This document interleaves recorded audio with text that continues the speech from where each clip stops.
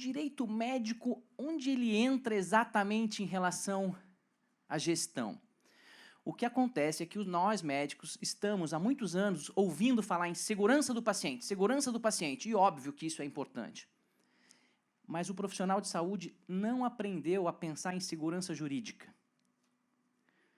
Eu tenho um amigo que tinha um restaurante, o restaurante era um sucesso, demitiu 4, 5 funcionários, os funcionários entraram na justiça contra ele teve que fechar o restaurante. E isso na saúde acontece. Um hospital que fatura 100 milhões ano, pode ser que ele tenha 20, 30 milhões de passivo por processos. E não são processos simplesmente por erro médico, porque quando tem o erro, a negligência, a gente entende. Mas, às vezes, não é isso. São questões que foram, na verdade, menosprezadas. E aí nós vamos começar a nossa aula hoje. E eu posso quase que ousar dizer que é a primeira vez que, num evento de direito médico, alguém vai falar especificamente sobre a experiência do paciente. Está acontecendo uma revolução silenciosa na saúde. Eu falo que é o efeito Pac-Man, onde os grandes vêm e compram os pequenos. Se vocês não viram isso ainda, preparem-se. Ou prepare-se para ser um pequeno de interesse que um grande venha e aposenta você. Isso está acontecendo no Brasil inteiro. Médicos com 60 anos construíram algo bem organizadinho, vem algum grupo grande e compra. Ele acha ótimo isso, porque ele se aposenta com alguns milhões no banco. Isso é uma revolução que está acontecendo agora. É ruim para quem está desorganizado e não pode vender. E aí ele acaba concorrendo com alguém com uma estrutura genial. E o segundo ponto é que o poder mudou de mão. E é isso que nós vamos conversar hoje. Porque na faculdade de medicina, na faculdade de enfermagem, de saúde de uma maneira geral, a gente aprende muito sobre o que fazer e o como fazer. Se a gente fizesse uma aula aqui hoje dizendo como fazer um procedimento cirúrgico, não sei do que, ia encher de cirurgiões. Técnica, técnica, técnica. E as questões todas que a gente precisa começar a trazer é o porquê que as pessoas estão fazendo isso. O motivo, o propósito da coisa. Eu não sei se vocês conhecem exatamente qual é o propósito da saúde, mas sem dúvida nenhuma lá, o paciente em primeiro lugar. Em todos os lugares, em todos os momentos, em todas as situações. O Henry Ford falava, não, meus clientes podem comprar o carro que quiser, da cor que quiser, contanto que seja preto. Vocês já ouviram isso? Isso é na época da Revolução Industrial. O poder era da fábrica, era de quem prestava o serviço, e o foco era no produto. Hoje a gente sabe que não é isso. E não é o foco no cliente, é o foco do cliente. Se eu fosse o paciente, como eu gostaria que olhassem para a minha situação? Existe um conceito por trás da experiência do paciente, que não é meu, é do Instituto DeBerry, americano, que diz o seguinte, ó, quando a gente fala em experiência, nós estamos falando da soma de todas as interações, moldadas, obviamente, pela cultura da empresa, do hospital ou do plano de saúde, que influencia na percepção do paciente sobre o atendimento. Não é sobre o fato. Por quê? Porque as pessoas respondem às experiências e não à realidade em si. Então, uma cirurgia que para o cirurgião plástico foi tecnicamente fantástica, para a moça que se olha no espelho e fala, eu continuo me sentindo feia. A percepção é mais importante do que o fato. E é por isso que a gente está aqui. Esse é o frame que o Instituto DeBerry apresenta e difunde, e eles estão num programa chamado PX Together, que eles querem mesmo que o mundo inteiro fale sobre isso. Só para vocês entenderem que quando a gente fala de experiência do paciente, é um quadro muito complexo. Obviamente, está aqui em cima, ó, cultura e liderança, por isso que eu fico tão feliz que os gestores estão aqui hoje, porque se não começar pela liderança, se a liderança achar que o importante realmente é a parte técnica, é muito complexo e muito difícil colocar isso e implementar uma ação dessa no seu hospital ou no seu plano de saúde. Óbvio que a gente está falando de qualidade assistencial, mas nós estamos falando de engajamento da família, engajamento dos colaboradores e dos fornecedores, entendendo que quem são os nossos clientes? O paciente, o médico e os planos de saúde. Esse é o primeiro conceito que as pessoas precisam começar a quebrar. Se você tem um hospital ou se você tem uma clínica e acha que você tem que sugar o plano de saúde, você está matando a galinha de ovos de ouro, você está interrompendo uma relação.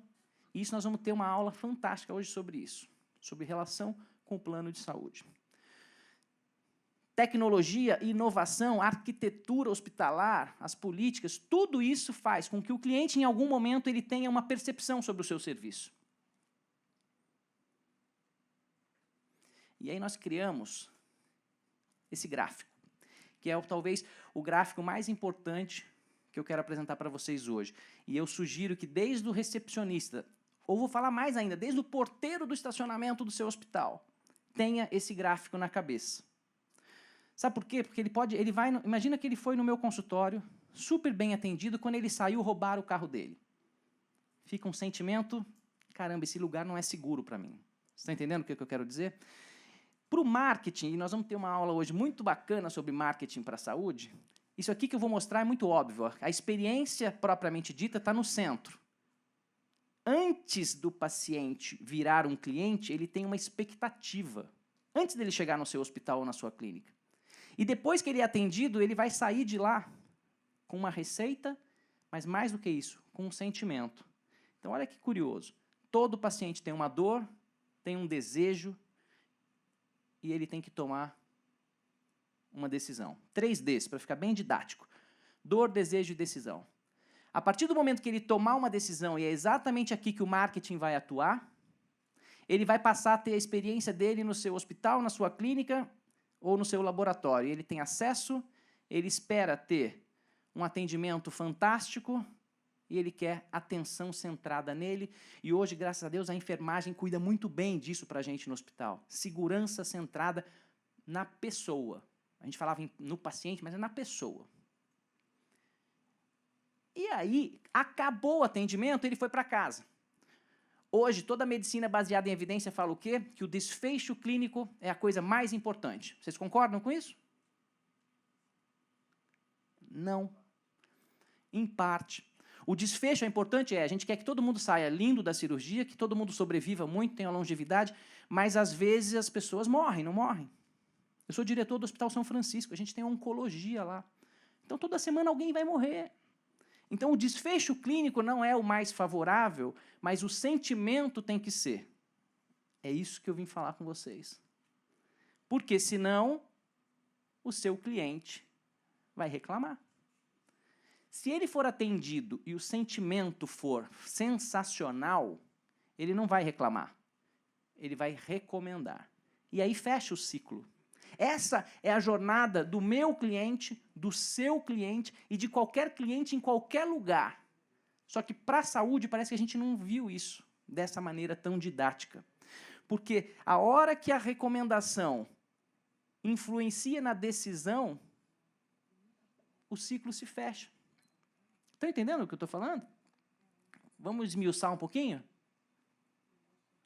Olha isso. Imagina que você tem um filho, 5 anos, começou para ir para a escola, só que ele não escuta.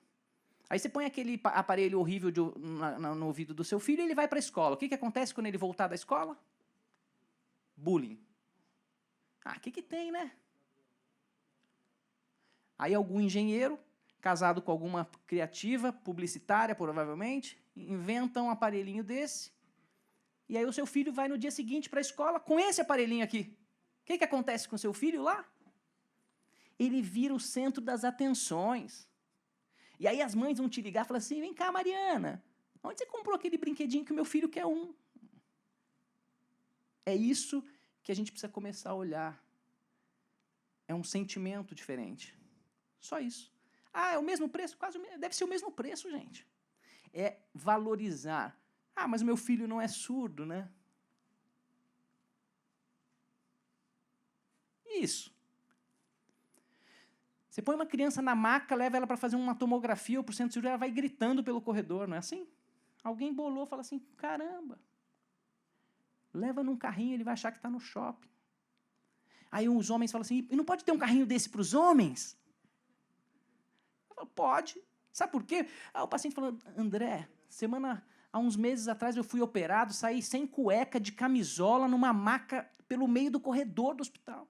Aí você pergunta para o maqueiro, ele fala o quê? O que tem? O que tem? Eu faço isso 30 vezes por dia. Não precisa ser assim. Só isso que eu quero mostrar para vocês. Eu não vou fazer a pergunta, porque essa palestra a gente fez 12 vezes no Brasil nesses últimos 6 meses. Eu pergunto, algum hospital faz isso diferente? Todo mundo riu, mas todo mundo põe o homem sem cueca na maca. É muito curioso isso. Não sei o que você vai fazer no seu a partir de segunda-feira ou a partir de amanhã. Essa é uma mudança, mas não é. A gente tem visto que o pessoal está muito aberto a isso. É porque ninguém falou... Quando acabam as palestras, as pessoas vêm cá, como é que a gente pode mostrar isso para os meus gestores e para os meus médicos? Porque isso daqui, na verdade, é uma visão, é um olhar diferente. Quer ver? A gente tem mais exemplos. Dor, desejo e decisão. Na verdade, a gente tem que entender que a hora que o cliente chegou, ele quer alguma coisa. E, às vezes, ele vai no meu consultório porque ele quer um atestado para entrar na piscina, ele não quer fazer um check-up inteiro. É isso que um profissional de saúde tem que começar a perceber. E a maior habilidade do profissional é descobrir rapidamente qual é a dor e qual é o desejo. Porque aí você vai tentar resolver essa expectativa dele. E ele vai tomar uma decisão.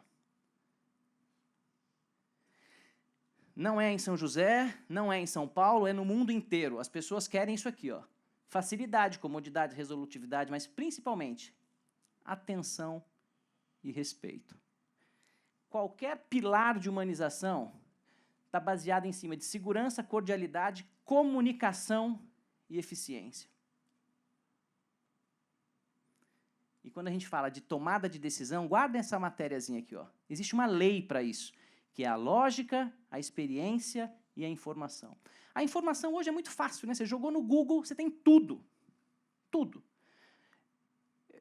Eu tenho uma história engraçada, que entrou um senhorzinho com o neto, e eu falei, o senhor pode sentar. Aí o menininho de 7 anos falou, não, ele não pode, ele está com hemorroida. Aí eu falei, como você sabe? Não, porque eu pus no Google, dor no bumbum, aí o menino de 7 anos fez o diagnóstico. Informação. Na época do meu pai, que faleceu há 15 anos atrás, meu pai era pediatra aqui em São José. Ele vivia estudando, então o que valorizava um médico era a quantidade de informação que ele tinha na cabeça. Hoje não é mais. Hoje é o poder que o médico tem de pensar de uma maneira lógica e a experiência que ele tem e na hora de que ele tem que tomar decisões. E as decisões hoje, segundo a bioética, têm que ser compartilhadas com o cliente, com o paciente.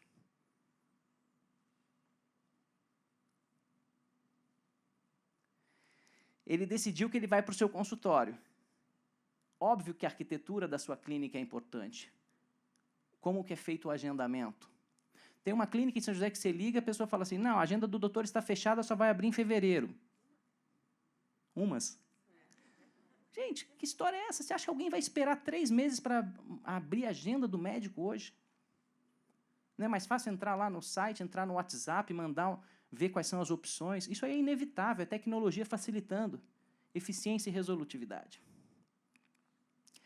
A comunicação talvez seja um dos maiores fatos que levam a tantos casos de judicialização. A falta de comunicação ou a comunicação extraviada. Eu tenho um exemplo aqui muito fantástico também. Eu cheguei para fazer um pré-operatório de um paciente que ia fazer uma cirurgia vascular, e o senhorzinho muito simples. Ele estava muito calmo para quem ia fazer uma amputação aqui no nível do joelho.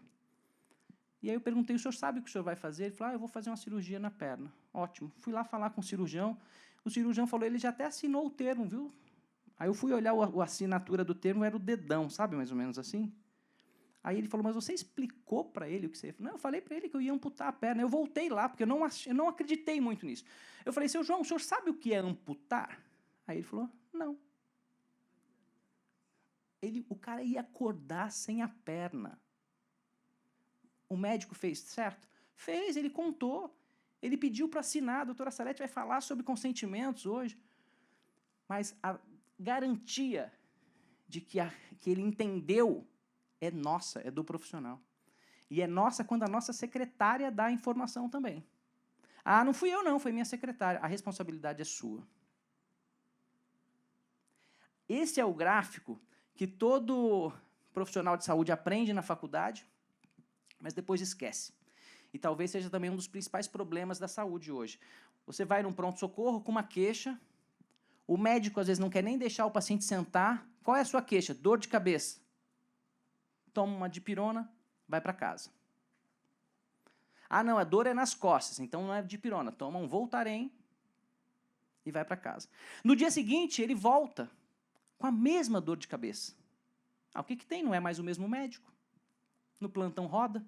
Aí ele vai falar o quê? Doutor, eu já vim aqui ontem, estou com dor de cabeça, estou com palpitação também. Ah, muito legal, está com dor de cabeça e palpitação, então vamos fazer um eletro, vamos fazer um eco, vamos chamar o cardiologista, e a dor de cabeça faz uma tomografia também.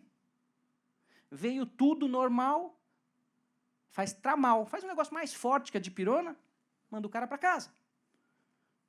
No terceiro dia o cara volta, ou ele não foi mais para o seu hospital, porque já foi 2 vezes lá e não resolveram, ele vai em outro. Aí chega lá, o médico pergunta, há quanto tempo a senhora tem essa dor? Faz 2 meses que eu estou com dor de cabeça e palpitação. Você toma algum remédio? Isso é um fato real. A paciente me falou, não. E o marido do lado. Ela estava um pouquinho de sobrepeso, uns 28 anos de idade.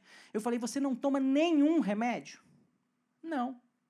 Nem anticoncepcional? Não. Nem sibutramina? Aí ela falou, como é que você sabe? Aí o marido olhou para mim e falou assim, o que é isso, doutor? Eu falei, você toma ou não toma? Aí ela falou, tomo. Para ela não era um remédio. Ou ela não queria que o marido soubesse, por exemplo. Então, é só um exemplo de uma pergunta que justificava tanto a palpitação como a dor de cabeça dela. Tanto que, quando ela me falou, já faz 4 dias que eu estou aqui no hospital e não tenho mais dor de cabeça, e já faz 4 dias que eu não tomo esse remédio. Eu não estou aqui julgando os remédios, eu só estou julgando que, se alguém esmiuçar a história do paciente, talvez 70% do diagnóstico saia daqui. Só que a gente inverte a lógica.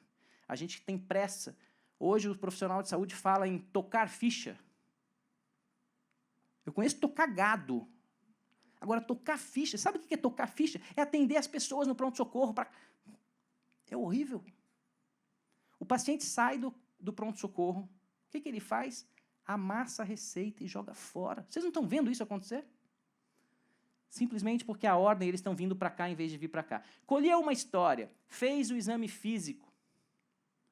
Eu atendo o SUS até hoje. Deitei o pacientinho e falei, Dona Maria, deita um pouquinho que eu vou examinar a senhora. Ela falou assim, nossa, o senhor até examina? Cara, as pessoas não estão pondo a mão nos pacientes. Não põe a mão. Ah, porque não dá tempo. Porque não dá tempo, leva 2 minutos um exame físico, do dedão até o cabelo. Deitou, criou a sua hipótese na cabeça? Ótimo. Você pode fazer alguns exames, eu não sou contra fazer exame, não. Mas você tem que fazer um exame que você queira te ajudar no seu diagnóstico. O Jordânio do Seibin está aqui, eu perguntei esses dias para ele, quantas as pessoas fazem exame no Seibin e nem vão buscar o resultado? Antigamente era 30% dos exames, gente. Agora que tem digital, o cara vai lá e acessa. Mas vocês imaginam que em cada 10 exames que ia lá fazer, 30% das pessoas nem vão buscar o resultado? Precisava tanto assim? Só para parar para pensar. Eu pego algumas receitas de alguns profissionais, ou às vezes de uma nutricionista, que ela pede tanto exame lá que eu não sei para que serve. E a paciente quer, será que você não pode transcrever para mim? Porque o convênio só paga se você... Eu falei, desculpa, eu não posso. O que eu concordo, eu posso, mas um monte de coisa que eu nem sei para que serve, não sei o que ela está pensando. Se ela está pensando, pode ser que ela tenha uma estratégia. Mas, na prática, as pessoas pedem exames sem nenhum motivo. E quando você chega e confirma o seu diagnóstico, aí você decide qual é o melhor tratamento, negocia com o cliente. Decisões compartilhadas. Eu cheguei a pegar a época, você tem que fazer isso, se não operar, morre. Vocês já viram essas coisas? Não é verdade. Você tem que pôr as opções para o cliente. Você tem essa opção, tem essa opção, tem essa opção. Você pode decidir. O americano, a gente fez um curso de Harvard sobre bioética, eles falam que a gente é muito paternalista, que a gente põe a nossa opinião, e que lá eles não fazem isso. Você tem essas 3 possibilidades, você escolhe. Aí a paciente fala, mas doutor, na sua experiência, o que você sugere? Não sugiro. Horrível isso. Mas aqui a gente faz ao contrário, às vezes. Não, você tem que fazer assim. E mais, hein? Essa lente nacional, ela não é... Você pode pôr no seu olho, mas eu não garanto. Já ouviram isso? Pode ser verdade? Pode. Mas a gente obriga o paciente a comprar alguma coisa, por exemplo, porque a gente, com autoridade na mão, diz, se não for assim... Se eu disser para o meu paciente, você tem que operar o coração, porque senão você vai morrer, ele vai operar. E, às vezes, ele tem a possibilidade de tratar com remédio, de fazer angioplastia, ou de não fazer a cirurgia, se ele quiser. Esse é o gráfico. Só para lembrar...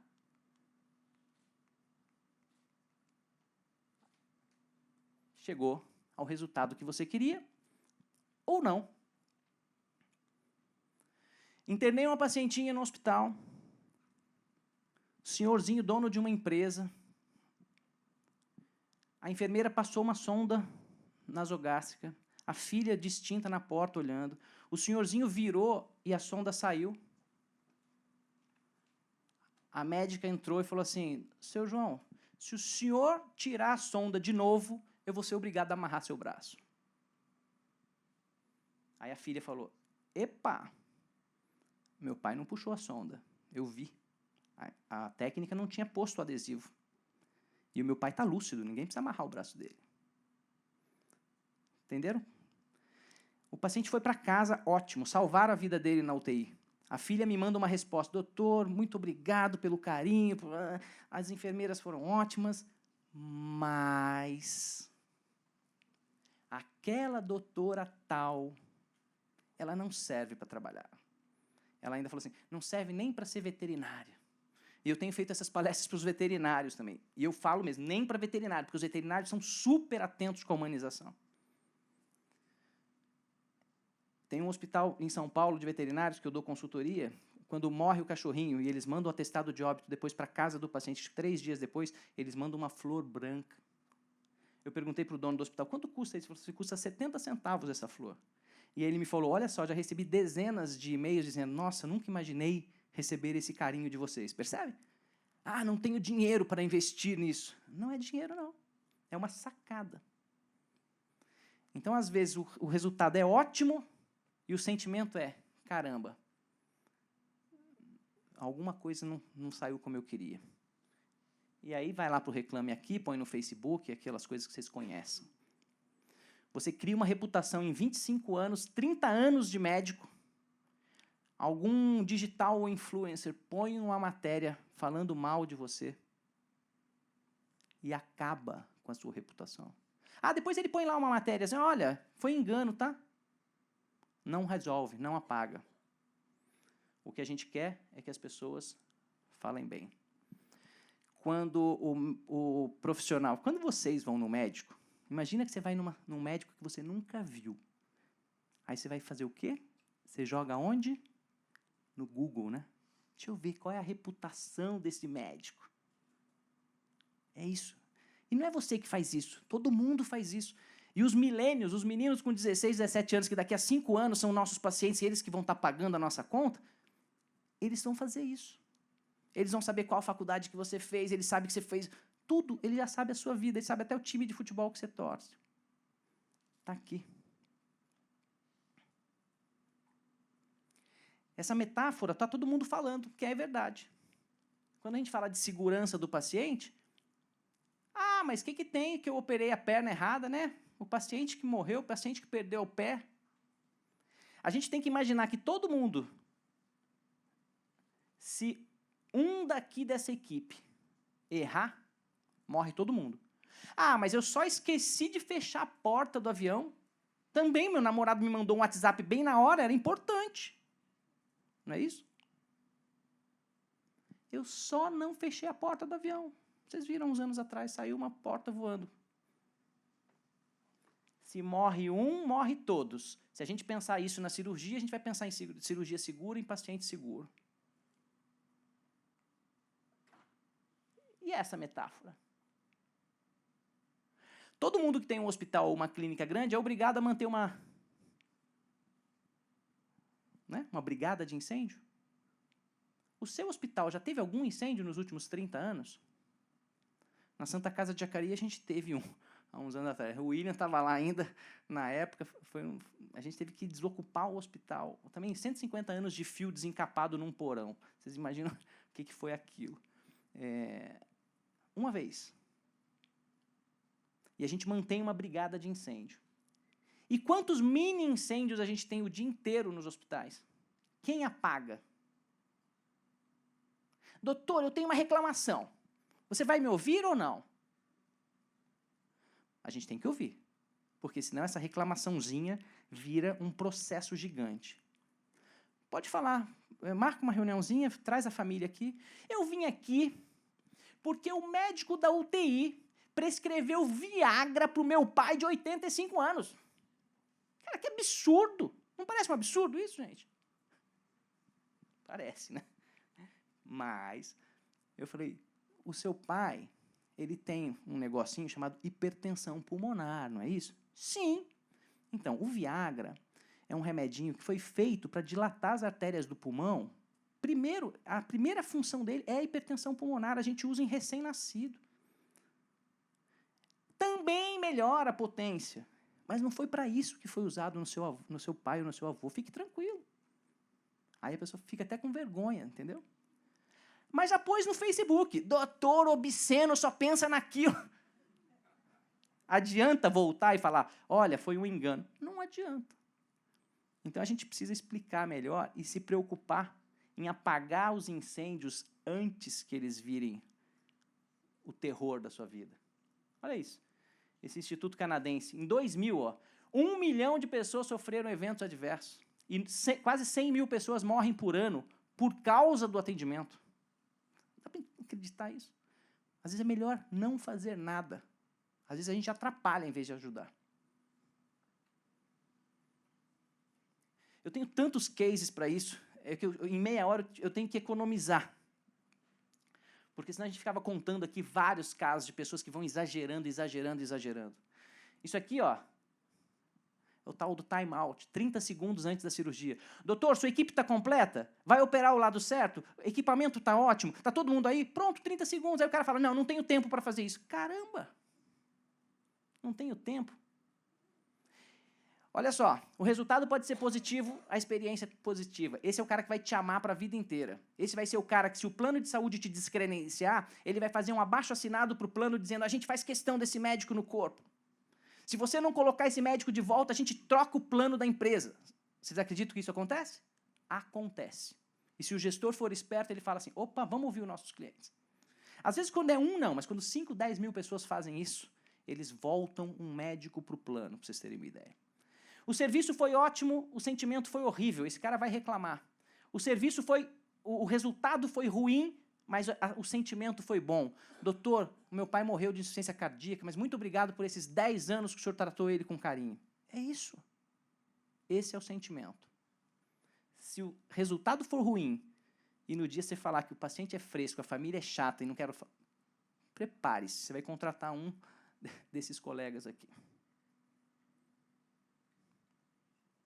Existe uma ferramenta chamada NPS que mede a experiência do paciente, que não é pesquisa de satisfação. É uma pergunta objetiva. Dona Maria, a senhora indicaria o atendimento do nosso pronto-socorro para um parente seu? De 0 a 10? Até 6 é não. 7, 8, indicaria mais ou menos. Foi bonzinho o médico. Como é o nome dele? Nem sei.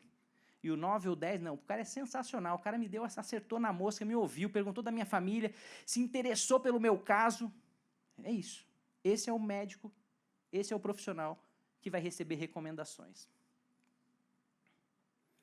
Então você está dizendo que o paciente sempre tem razão? Não. Porque às vezes o paciente quer o quê? Coisas antiéticas, ilegais ou sem nenhuma evidência científica. Eu estou dizendo que ele tem que estar em primeiro lugar, mas a gente tem que ter alguma congruência. A gente sabe, e às vezes ele não tem a informação completa. Então nem sempre ele tem razão de tudo. E se quiser entender, haja. Qual é a ideia dessa história? A ideia é de que você saia daqui só com uma pulguinha atrás da orelha. Óbvio que a segurança do paciente é importante e tal, mas comecem a se preocupar com o que o seu paciente sente sente. Semana passada, uma pacientinha no hospital, a enfermeira falou, a esposa quis descer junto. Eu estava fazendo ecocardiograma. Aí eu perguntei, claro, pode entrar. Aí ela falou, eu desci aqui só para saber quem era o Dr. Xiga. Eu falei, por quê? Porque eu quero te contar uma história, doutor. A minha filha quase morreu. E o Dr. Maurício Xiga, o seu pai, atendeu minha filha com tanto carinho. Ficou 2 meses com a minha filha internada. E, graças a Deus, ela está ótima hoje. Eu falei, quantos anos tem a sua filhinha? 47. Só para mostrar para vocês que uma coisa que meu pai fez 47 anos atrás gerou um sentimento nessa senhora que ela leva para o resto da vida. Perguntei, qual foi a doença que a sua filha teve? Nem sei. Qual foi o remédio? Nem sei. Ela guarda um sentimento que passou... Meu pai já morreu faz 14 anos.